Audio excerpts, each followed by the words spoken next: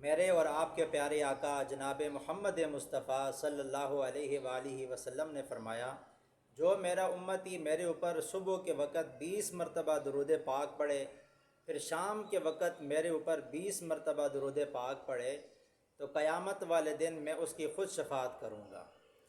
یعنی جو بندہ دن کے اندر 40 مرتبہ حضور علیہ الصلاۃ والسلام کے اوپر درود پاک پڑھتا ہے، قیامت والے دن حضور علیہ الصلاۃ والسلام اس کی خود شفاعت فرمائیں گے۔ اب قیامت کا دن کیسا ہے کہ قیامت کے دن کے اندر کوئی کسی کا پرسان حال نہیں ہوگا، ہر بندہ ہر دوسرے آدمی سے بھاگے گا، نفسا نفسی کا عالم ہوگا۔